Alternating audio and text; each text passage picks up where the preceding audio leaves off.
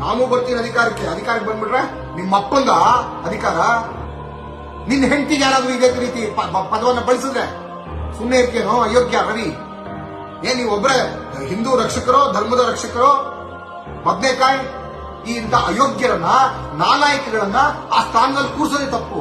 ಆ ಜೋಶಿ ಅನ್ನೋನಿದನೊಬ್ಬ ಕೇಂದ್ರ ಸಚಿವ ಅಂತ ಹೇಳ್ಕೊಳ್ಳಿಕ್ಕೆ ನಾಲಾಯಕ ಆತನಿಗೆ. ಬಿಜೆಪಿಗರ ಸಂಸ್ಕೃತಿ ಎಲ್ಲಿಗೆ ಬಂದು ನಿಂತಿದೆ? ಈ ಬಡ್ಡಿ ಮಕ್ಕಳ ಬಂಡವಾಳ ಏನು ಅಂತೇಳಿ ಜನಗಳಿಗೆ ಗೊತ್ತಾಗಬೇಕು. ಹೆಣ್ಣನ್ನ ಗೌರವಿಸಬೇಕು.